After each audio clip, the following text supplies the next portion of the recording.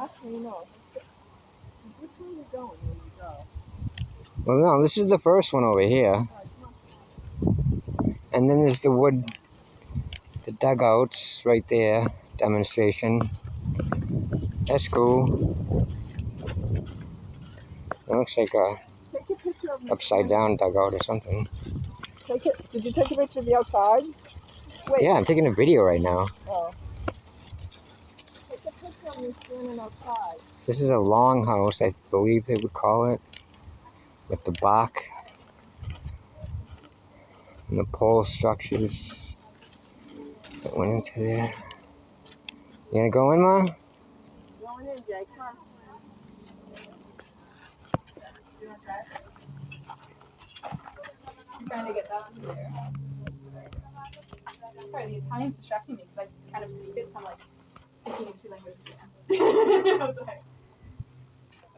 But, yeah, so that's for hand-eye coordination. For our first try.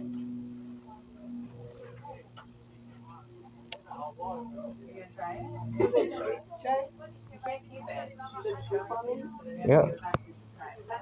Well, this was probably more like a, The yeah, thing is the femur, and then the little ones are ankle bones. like Look a, like our almost knuckle like bones. a sweat lodge or something. It's really fun. Well, it must really get It's like wet a in tossing here when it cascade. rains, I'll huh? also say that there's a No. lot of animal-based objects in here that are super cool, like that one, but they're not necessarily toys. Like this one, if I can get it out of the bag. There we go. This is a club made from a moose jaw, which I think is one of the coolest things in here. It's definitely very much larger than a deer, which I can show you here. See how much bigger that animal is? It's huge. Have you guys ever seen a moose? No? Ever seen a deer? That makes sense. Deer are pretty overpopulated today, whereas moose are more up north. Moose historically go all the way down to Virginia. And there's a moose skin right over there, and the flaps that you see coming in that are not down right now are from moose as well.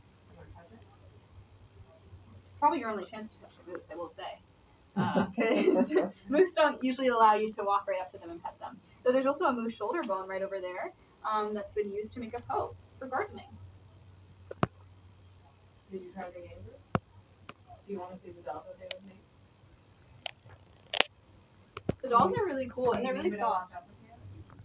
There was moose here? I can hand it to you over Yeah. there, too. Well, Back in the day? back then, probably, yeah.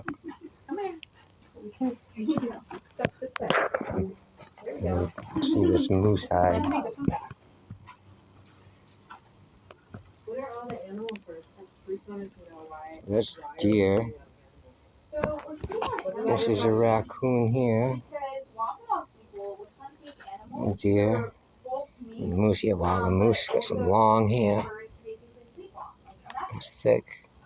but you're seeing usually there'd be 8 to 10 layers of animal furs. This is only 1 to 2. And usually you'd have much bigger houses than this one. So there'd be tons of animal furs, and that's because you're hunting daily in the wintertime and really throughout the year. Animals here are respected in a way that we don't really do it today. A lot of time we eat the meat of animals, but we don't use every part.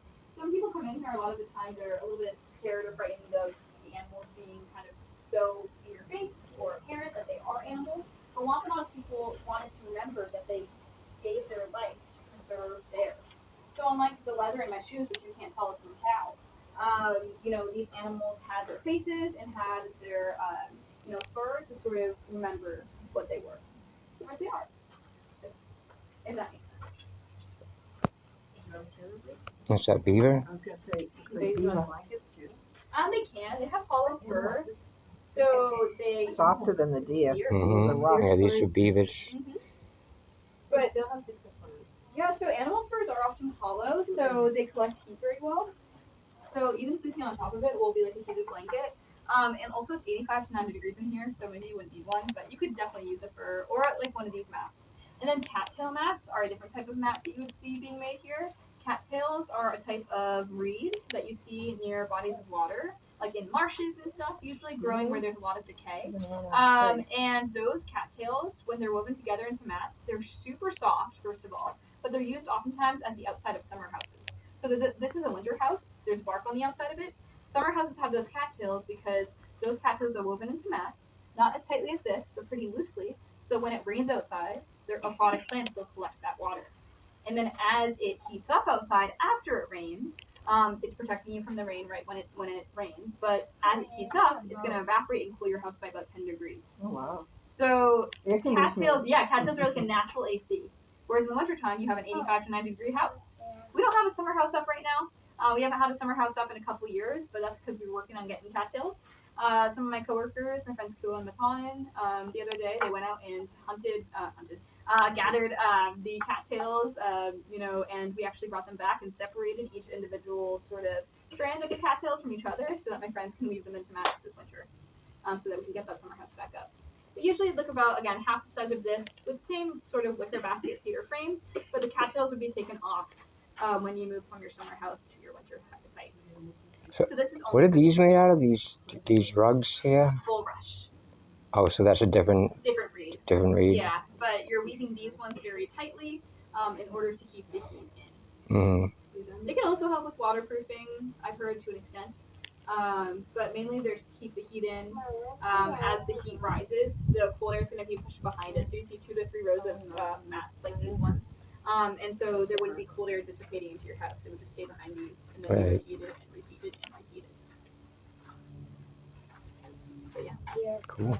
So these houses, again, would be 85 to 90